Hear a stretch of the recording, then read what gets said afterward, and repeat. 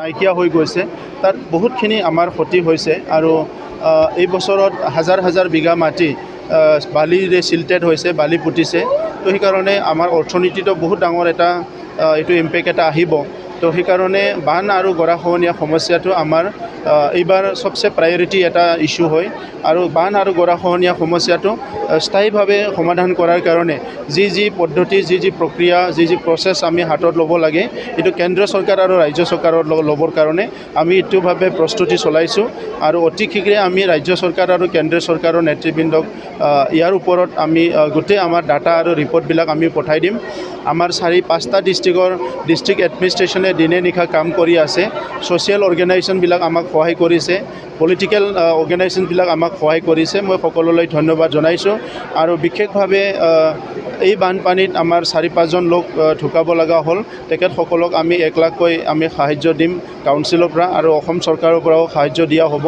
আৰু অনাগত দিনত এই বানপীড়িত ৰাইজে কেনেকৈ ভালকৈ জীয়াই থাকিব পাৰে, ইয়াৰ কাৰণে চৰকাৰী আঁচনিবিলাক তেখেতসকলৰ কাৰণে কিমান পাৰোঁ ইজিলি কৰি দিয়াৰ কাৰণে আমি ব্যৱস্থা কৰিম আৰু তেখেতসকলে যাতে বানে তেখেতসকলৰ খেতি মাটিবিলাক পুতি যোৱাৰ পিছত আনএমপ্লয়ড হ'ব লগা নহয়, ইয়াৰ কাৰণেও কিছুমান এমপ্লয়মেণ্ট পলিচি, যে বালি মাটিতো খেতি কৰিব পৰা কিছুমান পলিচিছবিলাক আমি আলোচনা কৰি আছোঁ। গতিকে মই ভাবোঁ যে আমি সকলো প্ৰব্লেম বা ইছ্যু যিবিলাক আহিব আমি ফেচ কৰিব পাৰিম। নিৰ্মাণ কৰিম যিবিলাক ৰাস্তা ইতিমধ্যে বহুত ৰাস্তা নিৰ্মাণ কৰাৰ পথত আছিলে, কিন্তু বানপানী আহি পেলাই নেৰানেপেৰা বৰষুণৰ ফলত আৰু বেছি ৰাস্তা ডেমেজ হৈছে। এইবিলাক আমি মেৰামতি কৰিবৰ কাৰণে ইতিমধ্যে লিষ্ট কৰি আছোঁ আৰু বহুতখিনি নতুন ৰাস্তাও আমাৰ অসমৰ মুখ্যমন্ত্ৰী ডাঙৰীয়া ইতিমধ্যে ঠিক কৰিছে যে আমি বহুখিনি নতুন ৰাস্তাও ইয়াত বনোৱা হ'ব। আৰু ভূটানৰ কথাটো হ'ল, ভূটানে মোক যিটো মই আলোচনা কৰিলোঁ যে তেখেতসকলৰ এটাই ডেম আছে আমাৰ বড়োলেণ্ড অঞ্চলৰ পৰা, সেইটো তাৰ পানীটো আমাৰ মানাছৰ ফালে আহে, বাকী আৰু ইয়াত ডেম নাই।